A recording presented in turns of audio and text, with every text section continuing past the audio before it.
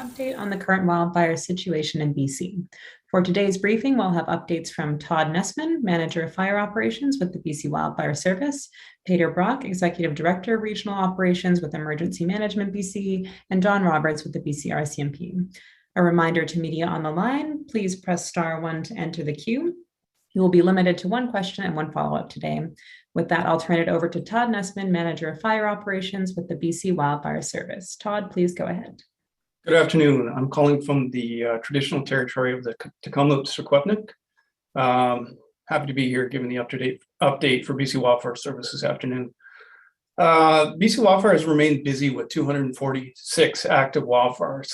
To date, we've had 1,545 fires. The past week, we've seen a decrease in activity with averaging between 4 to 6 fires a day, which has been beneficial to us. We've had 863,000 hectares burned to date. We're trending the right direction in terms of our fires of note. We're down to 24 fires of note for the season, which is a positive that we're happy to see. One thing I'm happy to report is we haven't had any significant growth over this last period since our last update call on Thursday. We're starting to see some alerts and orders become to drop, and we're making some excellent progress on a lot of our large fires and complexes. And we'll continue to see some of the downsizing of several of the key assets we have with helicopters, air tankers, and structure protection. And that's just an indication that things are progressing well on fires. So in terms of the outlook, we're feeling reasonably confident moving into the end of August. We're starting to see some of the effects of fall come in to help us. And really what we've seen is more fall-like patterns than traditionally, say, August-like weather patterns, which has been very helpful for us in our operations. So we've had cooler overnight. We've had shorter burning windows, increased RHs and lower temps. This has really helped us out. Moving ahead, Tuesday, Wednesday, we're going to see a slight blip and have a little bit of a drying pattern where temperatures will increase slightly. We'll be back to almost seasonal temperatures in 24 to 27 in the south, which is still be helpful for us. We're making, as I say, we're making good progress. And then beyond that, we're going to be into a pattern where we're going to see troughs and ridge and trough that really will produce sort of an unstable weather environment, which will be helpful for us and will be beneficial to our folks. So in terms of the next 7 to 10 days, we don't really see any significant heating coming into effect, which again is beneficial, and that will result in lower fire behavior. That being said, we still have a couple pockets around the province where haven't received significant precip. Caribou, as well as South Okanagan, are both areas that continue to be dry and areas that we really want to keep a close eye on. Areas such as the White Rock Lake fire, it hasn't taken as much precip as we'd hope. We're monitoring that closely, and the incident management team on site has a good plan in effect. In terms of our resourcing, as I say, we've had a slight downsizing of assets, and that's just due to making good progress on fires. We still have a significant need for fire crew resources, and we'll be utilizing, and we are actively seeking fire crews. At this point, we have in the neighborhood of about 3,400 to 3,500 personnel out on fires, which includes approximately 1,150 contractors and about 500 out-of-province personnel. As I say, with some of the assets that we've released, we've seen our air fleet move from, say, a week ago, we were up in the 170s. We're down to near 100 now, which is a good indicator of how things are going. As well as air tankers, we managed to, we've downsized the fleet somewhat, and we're in the 30 range. In terms of the national picture, we still have a good partnership that is resulting in resources coming into British Columbia. We will have some overhead resources arriving in the days ahead. We've got some crew personnel coming from Parks Canada, as well as an incident management team. So although agencies are still busy, they're at the point where they're looking to see how they can assist British Columbia, which is helpful. And then other areas that we want to pay attention to moving forward here, keeping our workers and work sites safe. That's a key consideration for us as we move into the fall here. As most folks are aware here, COVID numbers continue to rise in the province, and that's something that we're paying particular attention to. We've increased our measures around camps, and with our staff and personnel, we've instituted some rapid antigen testing that we are using at the site level to help us get ahead and stay on top of things. And we're adhering to some of the safety protocols that we've had in effect, and will continue to follow. So we're monitoring the situation closely. So I think I'll close the update. Thanks. Thank you, Todd. Next up, we have Peter Brock with Emergency Management BC. Peter, please go ahead. Good afternoon. I'm going to provide a provincial overview on the latest number of evacuation orders and alerts in BC and some other key messaging. So currently in British Columbia, due to the wildfire situation, we have 25 states of local emergency, 9 band council resolutions, 54 evacuation orders that represent approximately 3,782 properties on order. We have 111 evacuation alerts that represent approximately 12,825 properties on alert. For emergency support services intended to support evacuees, there are 16 reception centers located throughout BC. Please visit the website Emergency Info BC for a list of current reception centers, as these are often updated daily. Emergency support services, ESS reception centers, are available for evacuated residents who are without access to other sources of support, such as accommodation and food. There are also psychosocial wellness supports for evacuees that have been impacted by wildfire. A call-in line is available to provide psychosocial and wellness supports to evacuees over the phone, and that phone number is 1-888-686-3022.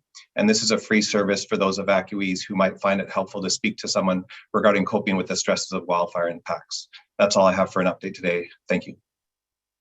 Thank you, Peter. Our next speaker will be Don Roberts with the BC RCMP. Don, please go ahead.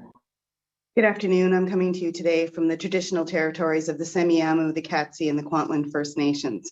On behalf of the BC RCMP, I can tell you that we're closely monitoring the changes in the wildfire conditions, as well as changes to evacuation alerts and orders. This allows us to move our police resources out of areas that are no longer subject to orders and into areas that are still dealing with challenges.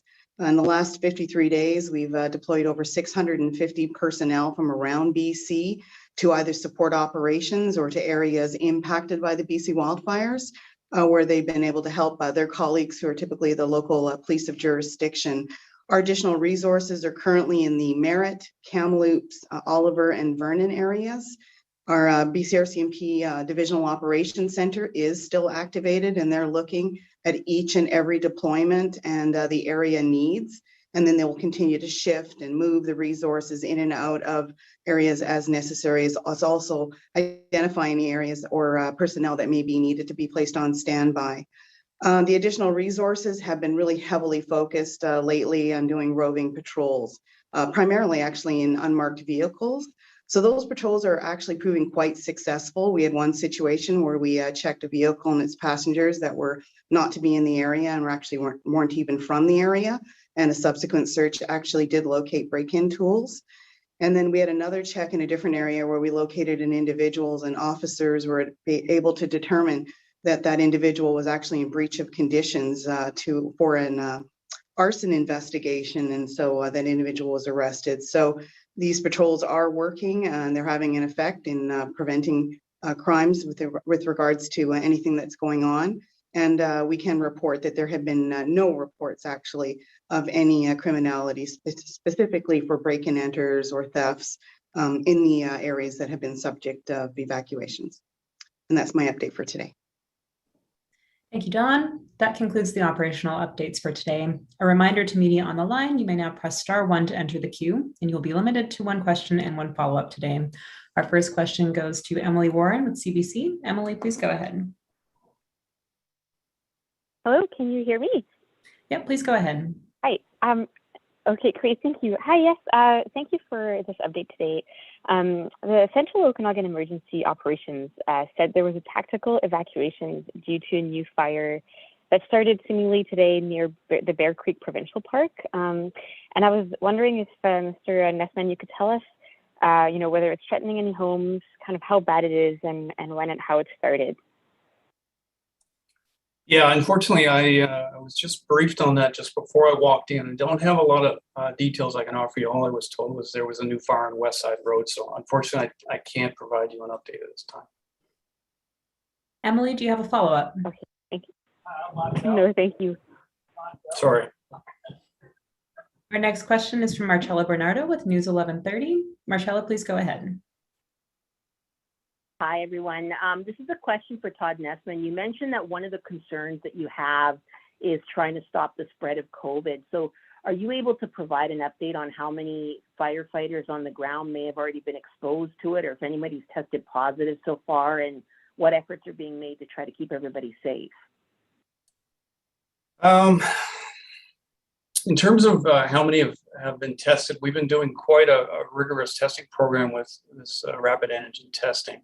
In terms of number of impacted, we do have several that have come back with positive tests. So we are working with Interior Health and taking all the necessary steps and precautions around that. In terms of mitigation, we continue to follow the guidance that we've received from not only the Public Health Office, but also our provincial government and the CDC, just around any steps we can take to mitigate and manage the situation.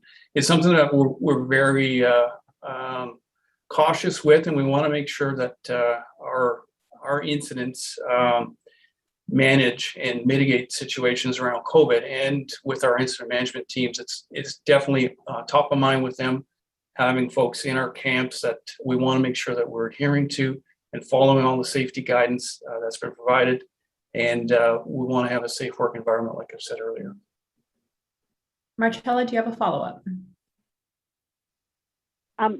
Would you happen to have an update on the White Rock Lake fire, and as far as what guards are being built up on that, and how close are we to telling people that it's under control? I can give you a little bit of an update on that. I don't have necessarily all the operational details on what's going on, and I don't want to step into that space. I will say they're making excellent progress on the western flank. The IC this morning was speaking very optimistically around the western side of the fire. The eastern side, they're still occupied trying to solidify that front, and I think they're talking about some ignition operations, which I think have been mentioned, just to solidify that. So I think that is the plan for tomorrow to try and tackle that eastern flank of the fire and just solidify and get a good hold on it there. So I don't have a great deal more information on that fire itself. I'd suggest reaching out to the incident specific and talking with their information officer. Our next question is from Colton Davies, Radio NL. Colton, please go ahead. Thanks for doing this. Was wondering if Staff Sergeant Shoyed could expand a little more on the roving patrols. You mentioned there was one area where you stopped somebody with break-in tools, and another area where you happened upon someone involved in an arson investigation. Just hoping you could elaborate on where you might have found these people. I don't have a specific location. I was told it was basically in our Southeast District area. So kind of in the zone that I've been talking about, that we've had the additional resources. I can say that the investigation with regards to the breach remains active and ongoing. And we wanted to just highlight that this is an example of some of the things that we are finding. We are checking everyone that that is in an area that is subject of an evacuation order. We are stopping them. We are talking to them. They may be stopped multiple times actually as they come across our patrols. But I just wanted to highlight some of the examples that we're seeing as we're continuing to work in those communities. Colton, do you have a follow-up? Yes, please. With I know firefighting personnel, I don't know how many, and maybe the wildfire service can say, the firefighter personnel from Mexico are here till September 9th. I know you mentioned the aircraft and being a bit reduced with I suppose less fire activity. Can you just talk about what out-of-province resources we still have and how long those resources are here for? Again, I'm not sure if there are others past those personnel from Mexico. Absolutely, sure. Yeah, we do have a number of resources from across Canada, as well as Australia and Mexico, who are in helping us. The Australian resources we have there finished their 2 tours, which is a 14-day tour, wraps up this Sunday. I believe they'll be flying home. So they're almost concluded their tour with us. The Mexicans go into early September. We have 153 from Quebec who are here supporting. We probably have in the neighborhood of 45 from the Yukon. And in terms of Parks Canada, we probably have in the neighborhood of close to 45 to 50 personnel as well. So a pretty good representation from some of our CIFC partners as well as our international partners. Our next question comes from Brenna Owens with CP. Brenna, please go ahead. Yeah, hi, thank you very much. Appreciate the update. I was just wondering if perhaps Todd could go a little bit further ahead into the forecast for, the last kind of, I guess, maybe 10 days or so of the month and heading into the Labor Day weekend in terms of the conditions that are projected and what that is going to mean for fire activity. You bet. We're not anticipating a great deal of fire activity. There, like I say, there are some pockets where we still have some elevated fire behavior, and that until we see some significant precip in those areas, that's the South Okanagan, Caribou. There are a couple pockets in there that we have to be cautious with. In terms of that 10-day outlook, really, we're going to be into a series of fall-like patterns where we will see some of the lows coming into the province, and we'll be in a period of a trough moving through, followed by a high system. With the high, we're not going to see elevated temperatures like we will be lucky to see in the mid-20s, which it will dry out the fuels, but we're not going to see a significant rebound to sort of where we were weeks ago. That being said, we do have underlying drought, and until we have a sort of an end of season rain, there's always that potential that is there in some of these drought-like areas. But all the signs are sort of pointing towards a fairly stable environment where we're not going to see sort of that elevated fire behavior conditions that we were quite concerned with, and we experienced not that long ago, even a week ago. So all things considered, we're trending the right way. Brenna, do you have a follow-up? Sure. I mean, given that I know you want to be extra cautious, and you've mentioned pockets and drought, but I do wonder what that outlook means for some of the areas that are still under evacuation order and what you'd need to see at some of those big fires to allow people back home.